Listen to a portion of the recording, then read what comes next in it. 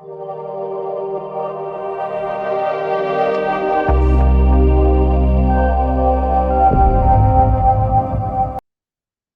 you're in survival mode, the nervous system's attention is demanded to focus on the threat. This is like Mm. that instance where you're in your garage or your basement or you're walking through the woods and you think you see a snake out of the corner of your eye. What do? You narrow your focus and you stay locked on until the threat has passed.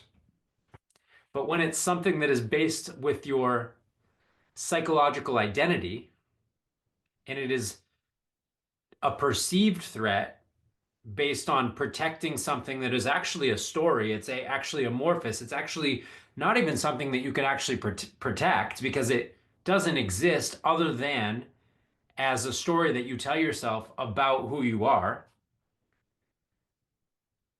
but it still has you. Yeah.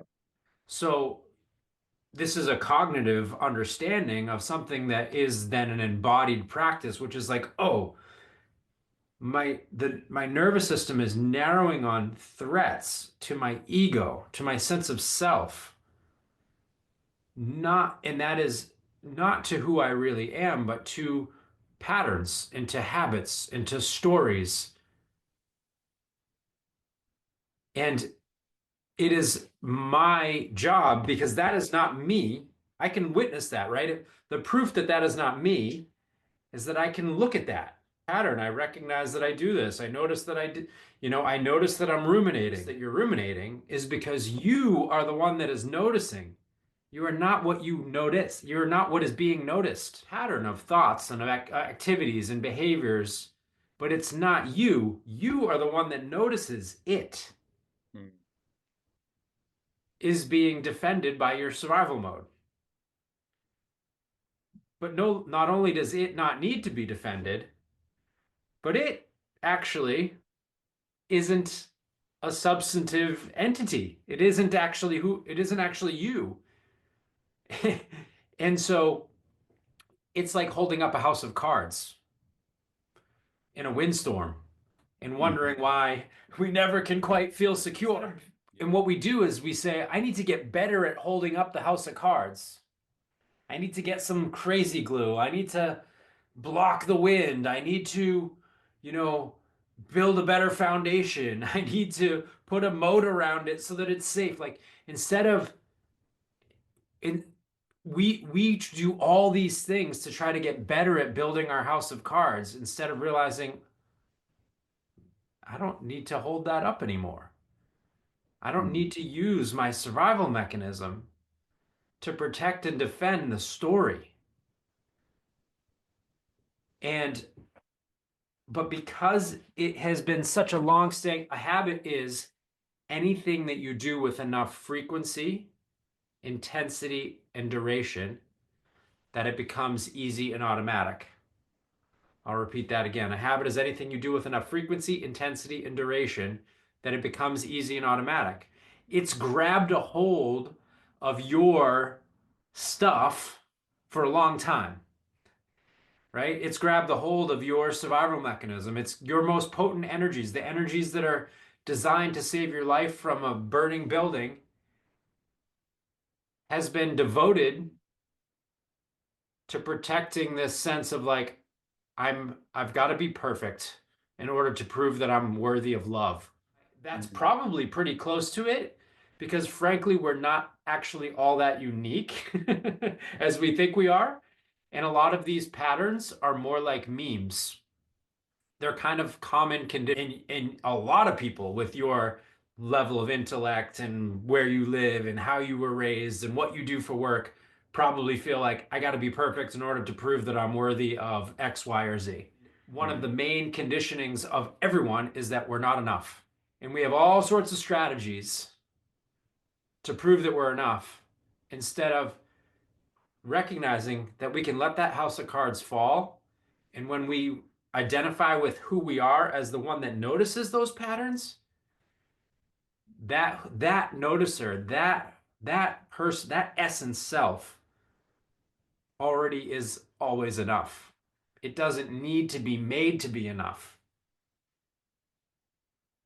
But when I have all that history and all that memory and all that past, and I bring the history of, and I bring the identity of I'm not good enough, and I need to prove that I'm good enough, and I'm not, and I'm really just feel like a piece of shit, and oh my God, and my livelihood depends on it, and my life depends on it, and what if I can't support my kids? And this is how Yeah. we, this is how that fucking house of cards spirals out of control. So it's Well, pretty archetypal. It's not really who you are. It's an overlay that has mm, been conditioned in our culture. And so it's something you've learned. It's not who you are. It's something that you've learned. It's like a computer virus. And the virus has gotten in the system. There's nothing wrong with the system. In fact, the virus can't work unless the system works. The virus mhm, takes over the system. And it's not the system that is broken or flawed. It's not you that are broken or flawed. It's that you're being influenced by a virus, a program that says, I'm not enough and I need to prove that I'm enough. And what we do is we attempt to keep changing that program, making that program better instead of removing it to a process of infinite regress because we can't make that program better. There's no amount of perfection that right. will make that part of you feel satisfied that you're finally good enough. Mm, It's infinite. It's a in kind of in Eastern philosophical thought they call it a hungry ghost. It's like a they liken it to a hungry ghost that it's never satisfied. The more you feed it, the hungrier it gets. And so it's time to abandon that strategy. There's no amount of being perfect that will ever make that part of you feel good enough. Only right. by divesting your attention and energy from that pattern that you starve it to death. And so noticing it, being able to witness it, being able to look at it, being able to label it and say, oh, that's what it is. And the solution is not to keep thinking about ways in which I could have made it perfect. It's in my control. And return my energy to what do I value and choose, and return my energy to what's the next easiest thing that I'm willing to do, and return my energy to contributing to the real living moment instead of trying to feed and keep alive a ghost.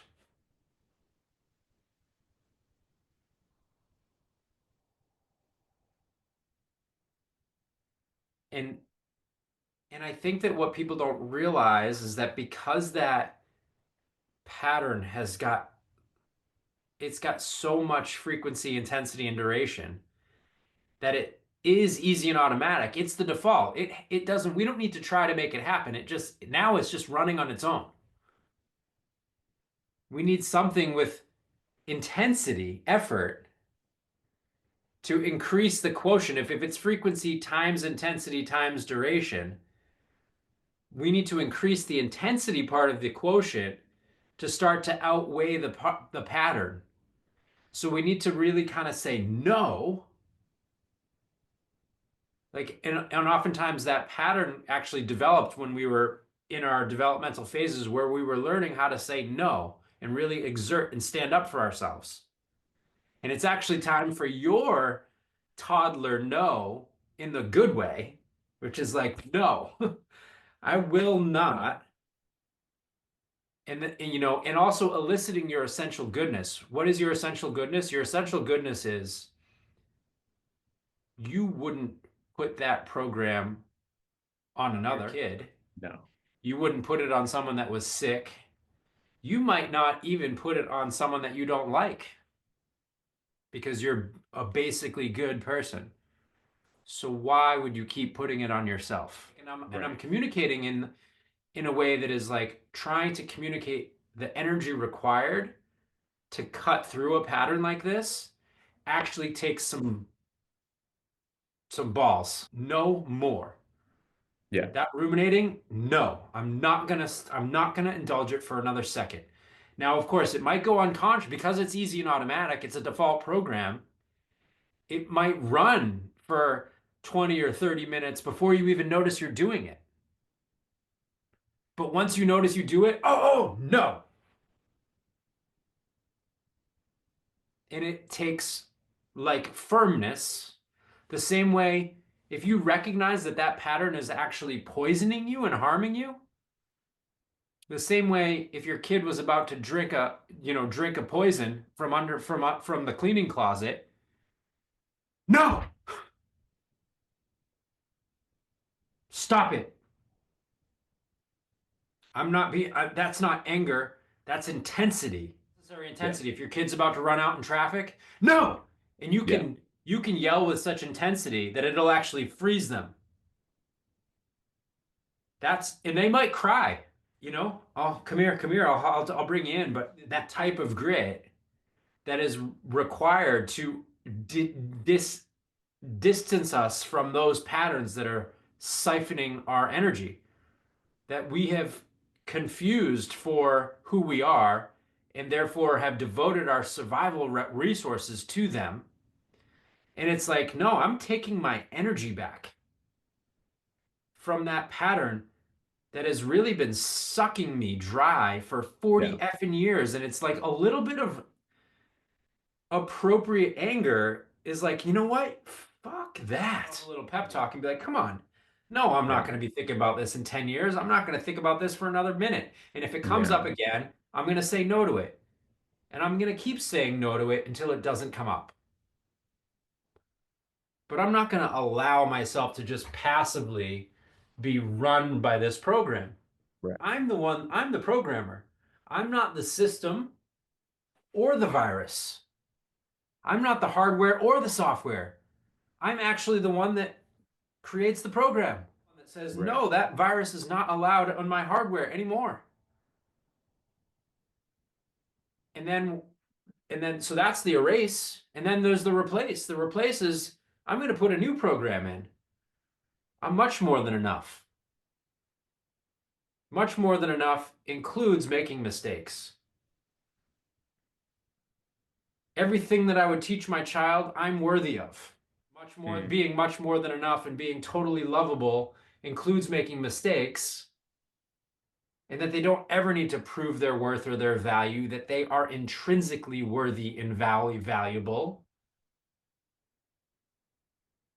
If that, if I know that is true for my child, then it must be true for me. Yeah. Advocate for myself in the same Hmm. way that I would for my child, in the same Yes. way I would for my wife, and kick the fucking bully out. Yeah. That is not who you are. It's just something you've learned. Instead Yeah. of why does this happen, channel the anger into no. And then a powerful yes. No, if you say a powerful no, a powerful yes will reveal itself, which is what do I really value and choose? What am I Yeah. willing to give my energy to? I'm not Hmm. giving my energy to that anymore. I'm giving it to this. I'm giving Yeah. it to doing the dishes. I'm giving it to loving my child. I'm giving it to playing. I'm giving it to, doing a better job at work, even if that's the case. Some of where I learned what I've talked to you about, whether you know it or not, I did not actually learn in psychology. I have two master's degrees in psychology Hmm. and I thought maybe I just went to the wrong program or something. So then I went to another one and I realized, oh, psychology in psychotherapy is all about making a better house of cards. Actually know how to leave the house of cards altogether and discover your true self. And so I realized, oh shit, I just got a lot of school debt for learning a system that doesn't actually work.